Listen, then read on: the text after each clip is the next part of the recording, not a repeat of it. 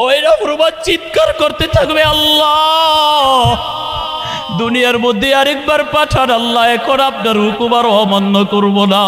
আল্লাহ বলবে না রে বান্দার সুযোগ নাই, শুধু এই মাটি চাপ দিবে না রে বাবা, ওই কবরের মধ্যে আগুন দেওয়া হবে।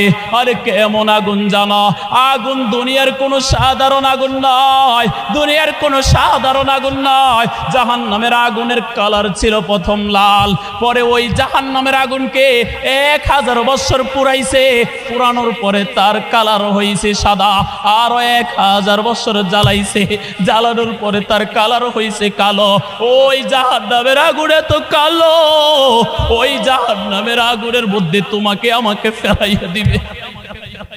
আহা, ইটা খোলার সামনে আপনারা জানি না কি ভাবেন, আমি যখন মাঝে মধ্যে ইটা খোলার সামনে যাই, আমি নিজেকে নিজে প্রশ্ন করি, এই আল্লাহর বান্দা এই জমিনে দাঁড়াইয়া আল্লাহর নাফরমানি করো, এই ইটা খোলার আগুন একবার তোর হাতটা দে না। আরে আমি তো চিন্তা করি আমি একটা সেকেন্ডও হাত দিতে পারবো না, আমি কিভাবে জমিনের মধ্যে থাইকা আমার মালিকের নাফরমানি করি। ওই আগুনের মধ্যে আমাদেরকে ফেলাইয়া দিবে, ওই আগুনের মধ্যে আমাদেরকে পোড়াইবে। আগুনের মধ্যে শুধু পোড়াইবে না, আল্লাহ বলে আরে শুধু এই শাস্তি নয়, তোর কবরের মধ্যে আমি বিষাক্ত সাপ ছেড়ে দেব। আরে দুনিয়ার কোনো সাপ নয়, আরে এমন সাপ ছাড়বো যেই সাপ তোকে একটা কামড় দিবে,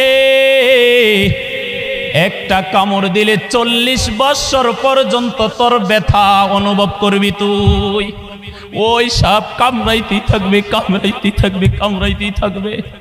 এরে নাফরমান, মালিকের নাফরমানি আর করবা? ও লস্করদির মুসলমান, জাহান্নামের আগুনের আযাব সহ্য করতে পারবা? কথা বলেন না, মনে আপনারা সহ্য করতে পারবেন? জাহান্নামের আগুনের আযাব সহ্য করতে পারবা? জাহান্নামের সাপের কামড় সহ্য করতে পারবা? মাটির চাপ সহ্য করতে পারবা?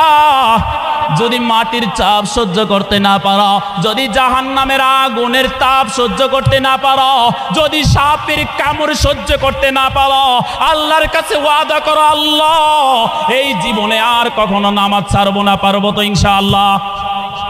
পারবো তো ইনশাআল্লাহ? কোরআনের সাথে সম্পর্ক লাগাইব তো ইনশাআল্লাহ?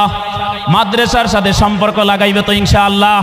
আজকে ওয়াদা করেন যে যত জীবন বাঁচি মাদ্রাসার সাথে সম্পর্ক লাগাবো ইনশাআল্লাহ।